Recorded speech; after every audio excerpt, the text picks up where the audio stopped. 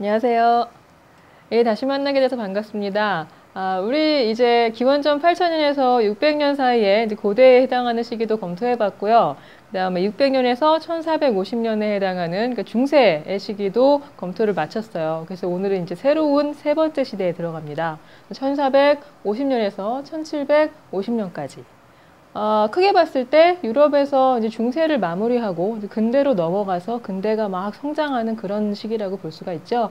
그래서 오늘은 일단 유럽 쪽부터 먼저 살펴볼 건데요. 제가 추천해드린 교재에 따르면 16장에 해당하는 내용을 오늘 강의를 할 거예요. 16장이 유럽 1500년에서 1650년 사이라고 되어 있기는 하지만 조금 그 앞에 한 1450년 이후의 상황까지도 오늘은 포괄을 하게 될 겁니다. 자, 그러면 약 150년에서 200년에 이르는 이 시간 동안 도대체 유럽에서는 어떤 일이 일어나고 있었나? 크게 우리가 역사적으로 가장 중요한 사건들을 한번 추려보면 이 세 가지가 아닐까 싶은데요. 첫째는 Age of Discovery, 흔히 우리 뭐라고 하죠? 예, 신항로 개척의 시대라고 하죠. 신항로 개척의 시대. 제가 여기 왜 따옴표를 붙였는지는 나중에 설명을 드릴게요. 그리고 Northern Renaissance. 르네상스는 바로 앞 강의에서 이제 열심히 우리 공부했었는데 이제 이탈리아 도시 국가들을 중심으로 일어난 문화 운동이었잖아요. 이게 이제 북쪽에 알프스 이북으로까지 퍼지게 되는 것이 1450년, 1500년대, 1600년대 뭐 이때의 상황이고요.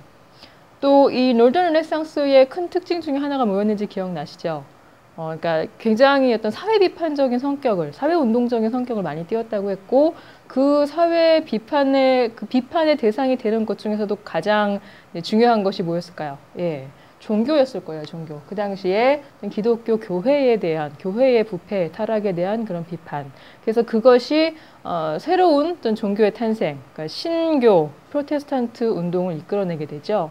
그래서 크게 이렇게 세 가지가 바로 유럽의 1450년서부터 1650년까지에 벌어진 일들이다라고 보시면 되겠어요. 그럼 우리 이제 순서대로 한번 살펴보기로 하겠습니다.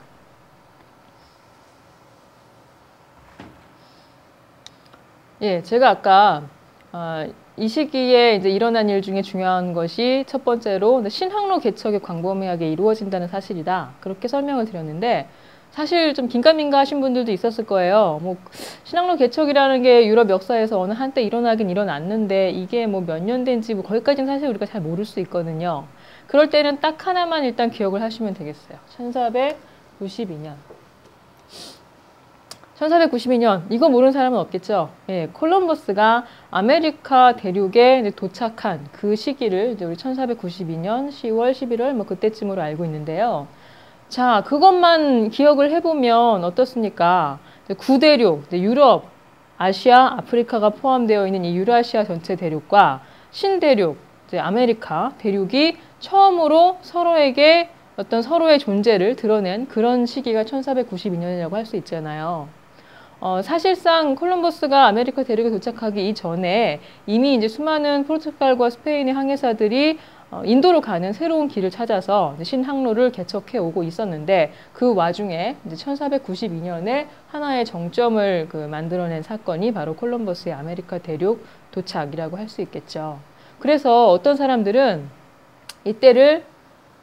이때부터야말로 진정한 세계사라고 할 수 있는, 세계의 역사라고 할 수 있는 그런 일이 일어나게 된다라고 말하기도 해요. 왜냐하면 그 이전의 역사는 기껏해야 하나의 어떤 그 대륙 안에 갇혀 있는 역사였지 정말 진정한 의미에서 어떤 세계가 서로 어떤 교류해 나가면서 역사를 만들어 왔다고는 볼 수 없기 때문에 서로가 서로의 존재를 몰랐기 때문에 유라시아 대륙이 아메리카 대륙에 대해서 몰랐고 아메리카 대륙이 유라시아 대륙에 대해서 몰랐기 때문에 그래서 이때부터가 진정한 세계사의 시작이다 이렇게 일컫는 사람들도 많이 있어요. 그런데 이제 우리가 한 가지 좀 중요하게 짚고 넘어가야 할 점은 뭐냐? 제가 단어를 선택하는 데 있어서 역사에서는 단어를 선택하는 것이 굉장히 때로는 중요한 어떤 가치를 담고 있는 일일 수가 있는데 콜럼버스가 아메리카 대륙에 도착했다고 표현하는 것과 콜럼버스가 아메리카 대륙을 발견했다고 표현하는 것 사이에는 굉장히 큰 차이가 있죠. 발견이라는 것은 전에 없었던 것을 찾아내는 거잖아요. 그런데 아메리카 대륙의 입장에서 봤을 때 본인들은 전부터 존재해 왔었는데 그걸 어떤 콜럼버스라는 유럽의 한 일개인이 와서 봤다고 해서 우리를 마치 없었던 것을 새롭게 발명 내지는 발견한 것처럼 치부하는 것은 참 웃기는 일일 수도 있어요. 그러니까 정치적으로 공정하지 않은 일이에요. 그래서 우리가 비록 이제 유럽인의 입장에서 아메리카 대륙이 이때 존재가 알려졌고, 그래서 그 이후에 이들의 이제 시각에 의해서, 이들의 입장에 의해서 역사가 진행이 되어 왔고 쓰여져 왔기 때문에 그러한 사실을 그냥 인정을 한다고 하더라도, 그렇다고 해도 이제 말을 쓸 때는 좀 조심을 해줘야 되는 거죠. 그래서 우리가 이 시기를 발견의 시대라고만 하면 아메리카 대륙 입장에서는 참 부당한 것이기 때문에 소위 말하는 유럽인들의 입장에서 발견을 했다라고 말하는 그런 시대라고 따옴표를 표현을 해준 거예요. 이제 아시겠죠? 자, 그러면 그 이전과 그 이후에 이제 포르투갈과 스페인을 중심으로 해서 수많은 유럽의 항해사들이 인도로 가는 길을 찾기 위해서 이전에는 알려지지 않았던 신항로를 개척을 하게 되는데, 그렇게 하게 된 어떤 근본적인 원인은 도대체 어디에 있을까? 그 배경은 무엇일까를 생각을 해봐야 되겠죠. 그래서 제가 이렇게 한 4가지 정도로 정리를 해봤어요. 첫째, 신항로를 개척을 하기 위한 하는 목적은 뭐였을까요? 그러니까 사람이 어떤 그 대가가 주어지지 않는 일에 이렇게 매달릴 일은 없죠. 그냥 순수하게 어떤 뭐 지리적인 열정이라든가 뭐 과학적인 탐구 의욕 이런 것만 가지고 이런 거대한 국가적인 프로젝트가 벌어졌을 일은 없어요. 분명히 거대한 이익이, 대가가 있기 때문에 이런 일이 이루어졌어요. 이 사업이. 그 대가란 뭐였냐? 동방과의 이제 무역이에요. 동방이라고 하는 것은 여기서 뭐 아랍 지역이 될 수 있고, 또 인도나 또는 뭐 저 너머의 중국과 같은 나라가 될 수 있는데, 이런 그 동방 지역과의 무역을 통해서 유럽의 상인들이, 특히 이제 이탈리아를 중심으로 한 도시국가의 상인들이 부를 축적을 해왔었던 역사가 있어요. 그랬는데 이 시기쯤이 되면 비잔틴 제국이 그나마 같은 기독교 형제국가로서 서유럽과는 좀 이렇게 친하다고 할 수 있었던 비잔틴 제국이 오토만 투르크에 의해서 무너지는 사건이 발생해요. 1453년이죠. 그러면서 오토만 투르크는 완전히 이질적인, 적대적인, 기독교 세력과는 적대적인 그런 국가였기 때문에 이 오토만 투르크를 거쳐서 동방과 무역을 한다는 게 참 힘든 일이란 말이에요. 그 전과는 달리.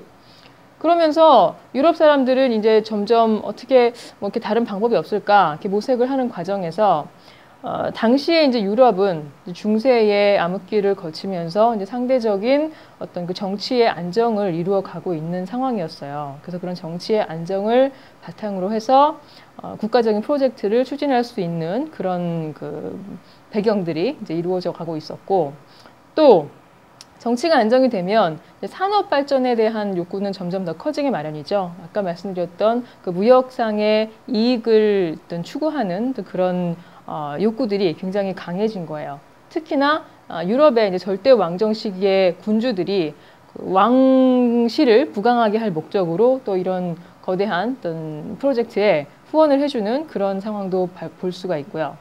근데 뭐 이런 정치적인 원인들이 제 아무리 컸다고 해도 사실 항해술이라는 기술이 없었다면은 이런 사업은 성공하기 힘들었을 거예요. 그래서 그 당시에 유럽이 중세 시대에는 사실상 아랍 지역이나 뭐 다른 동아시아의 지역에 비해서 문화적으로 기술적으로 많이 후진적이었던 것이 사실인데, 이때쯤 되면 이제 많이 발전한 거예요. 이제 발전해서 이제 뭐 항해술과 관련된 천문학적인 지식들, 또 배를 만들 수 있는 선박 건조술, 또 뭐 어떤 위험을 맞닥뜨렸을 때 싸울 수 있는 어떤 무력, 무기, 뭐 화약 이런 것들이 다 갖추어져 있었던 거죠. 그래서 이러한 조건들이 전부 어우러지면서 이제 포르투갈과 스페인을 중심으로 본격적으로 신항로 개척이라는 사업에 뛰어들게 되는 겁니다.